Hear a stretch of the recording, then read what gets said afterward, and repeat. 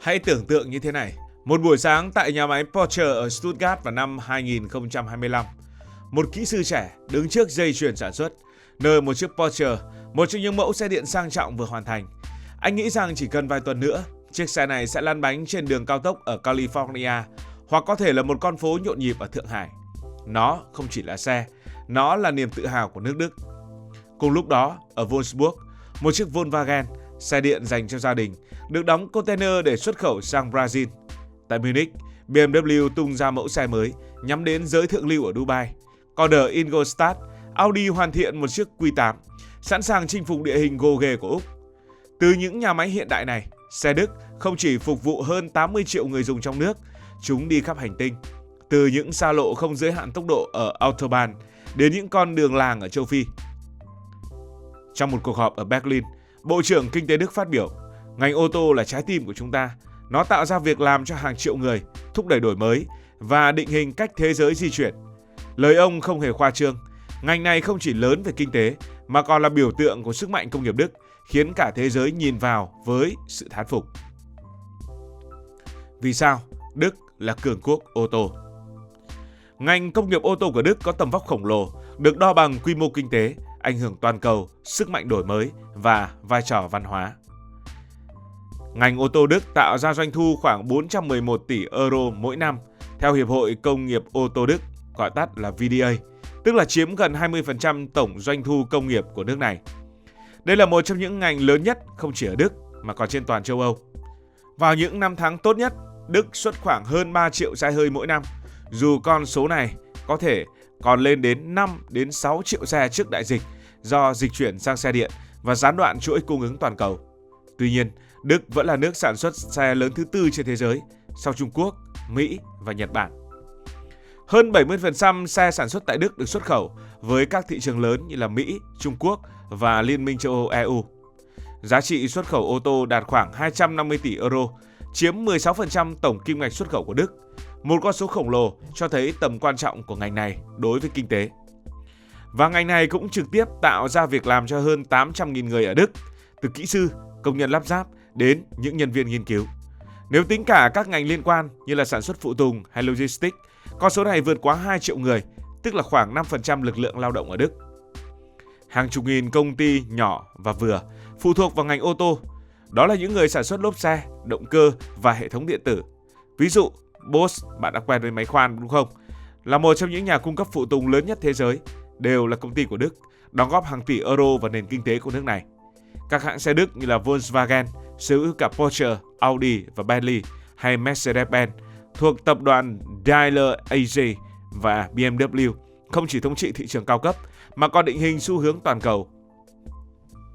Volkswagen là tập đoàn ô tô lớn thứ hai trên thế giới về sản lượng sau Toyota, với hơn 10 triệu xe bán ra mỗi năm trên toàn cầu trước đại dịch. Đức chiếm khoảng 1/5 thị phần xe hơi toàn cầu. Ở Trung Quốc, thị trường xe lớn nhất thế giới, xe Đức, đặc biệt là BIM và Merc, là biểu tượng của sự thành công. Tại Mỹ, những mẫu xe của Volkswagen và Porsche là những cái tên quen thuộc của mọi gia đình yêu xe. Hệ thống đường cao tốc không giới hạn tốc độ không chỉ là nơi thử nghiệm xe, mà còn là phòng thí nghiệm sống để phát triển công nghệ an toàn và hiệu suất. Porsche thường thử nghiệm 911 Turbo ở đây, đạt tốc độ hơn 300 cây số một giờ mà vẫn ổn định. Ô tô không chỉ là ngành kinh tế mà còn là danh tiếng của Đức. Người Đức xem xe của họ như minh chứng cho chất lượng Made in Germany, bền bỉ, chính xác và đẳng cấp. Một kỹ sư BMW từng nói, chúng tôi không chỉ làm xe, chúng tôi làm nên lịch sử. Về ảnh hưởng văn hóa, các sự kiện như triển lãm ô tô Frankfurt hay các bảo tàng xe như bảo tàng Mercedes-Benz ở Stuttgart thu hút hàng triệu khách mỗi năm, biến ngành ô tô trở thành một phần của bản sắc Đức. Nhưng vì sao Đức lại có ngành công nghiệp ô tô phát triển đến như vậy? Ngành công nghiệp ô tô của Đức tất nhiên không phải tự nhiên mà mạnh như vậy. Nó là kết quả của một quá trình dài, từ việc họ là những người đầu tiên làm ra ô tô đến hệ thống giáo dục đỉnh cao và những chính sách của nước Đức. Đầu tiên, Đức phát triển ngành ô tô mạnh vì họ là người đã khai sinh ra nó. Năm 1886, Kurt Benz làm ra chiếc Benz Patent Motorwagen, xe chạy xăng đầu tiên của thế giới, với công suất có 0,75 mã lực và chỉ chạy tối đa có 16 km/h, tương đương với một chiếc xe đạp. Nghe thì chậm, nhưng hồi đó là cả một cuộc cách mạng. Cùng lúc, Maybach cũng chế ra động cơ xăng, gắn lên xe đạp rồi xe ngựa, đặt nền móng cho Merc sau này. Đức đi trước thế giới cả hàng chục năm nên họ có lợi thế khởi đầu cực lớn. Cái hay không chỉ làm xe, họ còn chứng minh nó dùng được. Năm 1888, Bertha Benz, vợ của Kat, lái chiếc mô tô Wagen đi 106 cây số từ Mannheim đến Frohnheim. Giữa đường thì hết xăng. Bà mua nhiên liệu ở tiệm thuốc, sửa xe bằng dây buộc tóc, phanh hỏng thì nhờ thợ giày gắn ra. Chuyến đi này là lần đầu tiên xe hơi chạy được đường dài, làm mọi người tin rằng ô tô không phải là đồ chơi mà là thứ thực dụng. Theo Hiệp hội Công nghiệp ô tô Đức, đây là bước ngoặt lớn, giúp Đức trở thành trung tâm ô tô kể từ đó. Ai đi trước thì dĩ nhiên có lợi thế để dẫn đầu. Ngành ô tô Đức mạnh không thể thiếu hệ thống giáo dục và kỹ thuật của họ.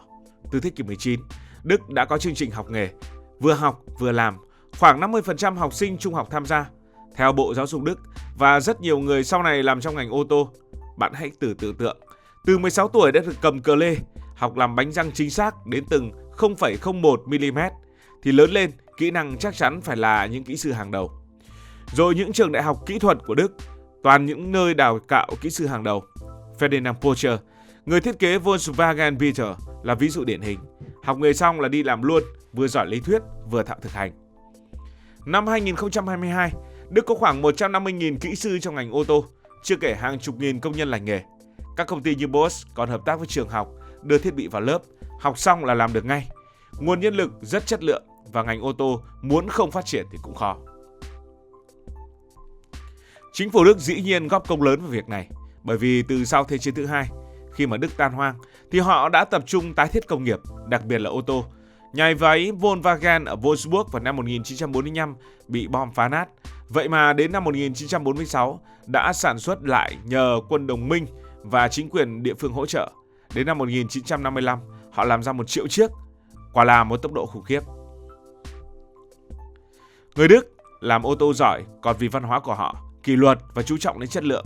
Từ thời phổ của thế kỷ 18, họ đã quen với việc làm nghiêm túc và chính xác. Trong ngành ô tô, cái này thể hiện rất rõ. Mercedes kiểm tra mỗi chiếc S-Class qua 100 bước trước khi xuất xưởng, sai số gần như là bằng không. Volkswagen thì đơn giản là siêu bền.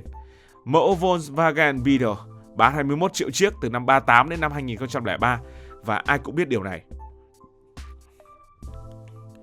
Quan trọng hơn, nếu mà người Đức ngủ quên trên chiến thắng có lẽ họ đã khác. Họ luôn đổi mới, từ động cơ xăng, họ chuyển sang hybrid rồi xe điện.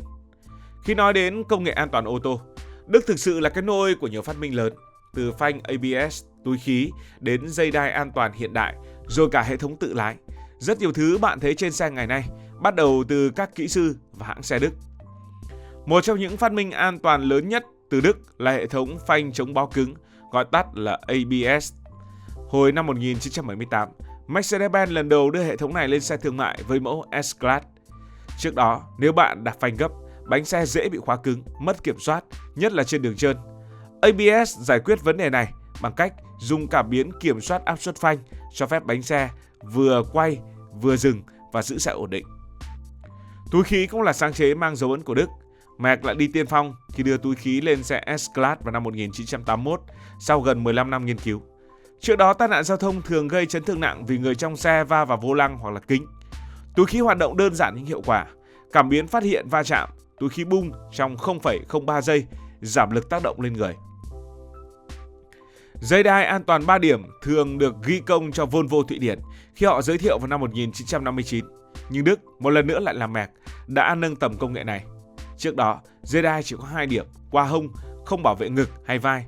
Mercedes cảm thấy hạn chế, nên từ năm 1968, họ bắt đầu thử nghiệm dây đai 3 điểm trên mọi mẫu xe, cải tiến để dễ dùng và tất nhiên là chắc chắn hơn rất nhiều.